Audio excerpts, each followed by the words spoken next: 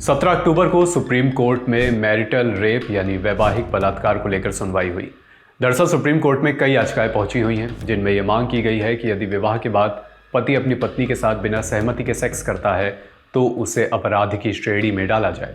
और इस केस की ही अब सुप्रीम कोर्ट में सुनवाई हुई। सुनने वाले जज रहे CJI DY Chandrachud, justice JB Pardiwala और जस्टिस मनोज मिश्रा।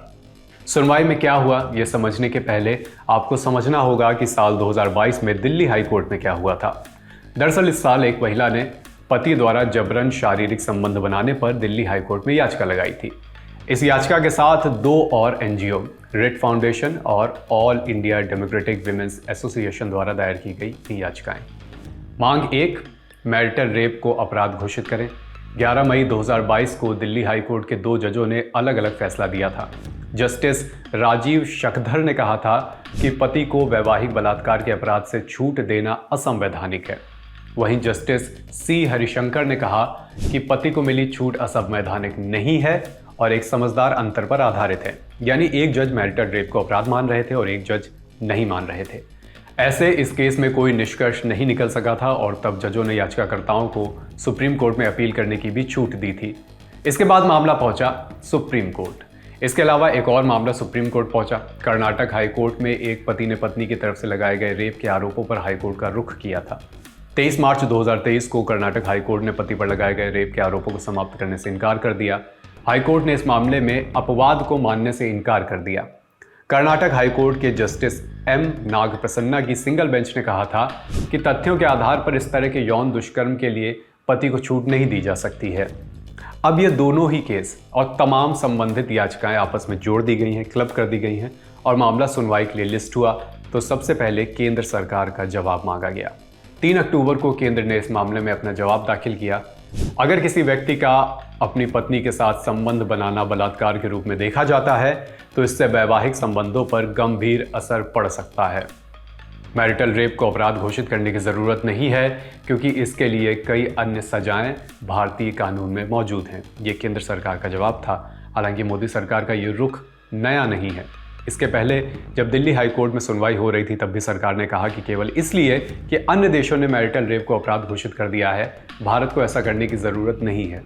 इसके अलावा साल 2017 में अपने हलफनामे में भी सरकार ने तर्क दिया था कि मैरिटल रेप को अपराध घोषित करने से विवाह की संस्था अस्थिर हो जाएगी और इसका इस्तेमाल पत्नियों द्वारा अपने पतियों को सजा दिलाने के लिए किया जा सकता है।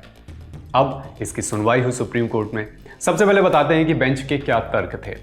कानून कहता है कि चाहे वजाइनल सेक्स हो या एनल सेक्स, जब तक ये विवाह के भीतर किया जाता है तब तक ये बलात्कार नहीं होता है। रेप की परिभाषा सिर्फ पीनस और वजाइना इंटरकोर्स से नहीं जुड़ी हुई है। ये हर उस स्थिति को परिभाषित करती है जिसमें महिला के शरीर के साथ किसी भी वस्तु की मदद से मैनिपुलेट किया गया हो। सरकार कहती है कि अगर किसी व्यक्ति का अपनी पत्नी के साथ संबंध बनाना बलात्कार के रूप में देखा जाता है तो इससे वैवाहिक संबंधों पर गंभीर असर पड़ सकता है। इस पर आप क्या सोचते हैं? अगर पति मांग रखता है और पत्नी मना कर दे तो फिर पति उसे बंधक बनाता है, तो बंधक बनाए जाने का केस लगता है, धमकी देने का भी केस लगता है। और ऐसा क्यों? क्योंकि पत्नी सहमति दे दे और इस दबाव में सहमति देने के बाद अगर संबंध बनते हैं तो उसे रेप नहीं माना जाएगा। तो अगर सब कुछ अपराध है तो आखिरी एक्ट अपराध क्यों नहीं है? अगर पत्नी सेक्स के लिए मना करे तो पति के पास तलाक मांगने के अलावा और कोई उपाय नहीं है।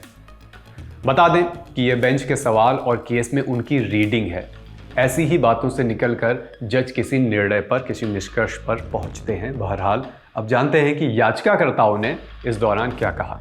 हमारी याचिका बलात्कार से जुड़ी भारतीय न्याय संहिता के सेक्शन 63 की वैधता को चैलेंज करती है, जहां पति पत्नी के बीच संबंध को अपवाद की श्रेणी में रखा गया है। ये हाँ मतलब हाँ का मसला है, यानी सहमति का। अगर महिला सहमत है तो वो सहमति जाहिर करे। मेरा बलात्कार मेरे पति द्वारा किया जा सकता है, किसी अजनबी द्वारा भी किया जा सकता है या किसी और के पति द्वारा भी किया जा सकता है। प्राइवेसी का उपयोग महिला के अधिकारों के हनन के लिए और लिंग आधारित हिंसा के लिए नहीं किया जा सकता। मैं अगर लिव इन रिलेशनशिप में हूं और मेरे साथ बगैर सहमति के सेक्स होता है तो वो रेप है। लेकिन अगर मैं शादीशुदा हूं और फिर भी मेरे साथ तमाम बर्बरताएं होती हैं तो वो रेप नहीं है। ऐसा क्यों? अगर मेरी हरकतें मुझे आत्महत्या के लिए उकसाती हैं तो IPC की धारा 498A यानी शादीशुदा महिला पर अत्याचार का चार्ज लग सकता है। लेकिन असहमति में भी पेनिट्रेशन होता है तो उसे अपराध की श्रेणी में नहीं रखा जाएगा, ऐसा सवाल हुआ। हम यहाँ किसी अपराध की श्रेणी के निर्माण की बात नहीं कर रहे हैं, बल्कि ये पहले से ही अपराध है, बस पति को इससे बाहर रखा गया है। अगर मेरा नहीं कहने का अधिकार छीन लिया जाएगा तो मेरा खुशी के साथ हाँ कहने के अधिकार का भी हनन हो जाता है। मैं एक सेक्सुअल ऑब्जेक्ट के रूप में रिड्यूस की गई हूँ। इसके बाद सुनवाई की अगली तारीख मुकर्रर हुई 22 अक्टूबर की, और तारीख तय करते करते CJI चंद्रचूड़ ने कहा कि वीकेंड पर मेरी कुछ लंबी फ्लाइट्स हैं, तब तक मैं केस के सबमिशन ध्यान से विस्तार से पढ़ लूँगा। ये सारी वो जानकारियाँ थीं जो इस मसले पर सुप्रीम कोर्ट की प्रोसीडिंग के दौरान सामने आई। ये खबर लिखी है सिद्धांत मोहन ने, कैमरे के पीछे है मन। देखते रहिए लल्लन टॉप।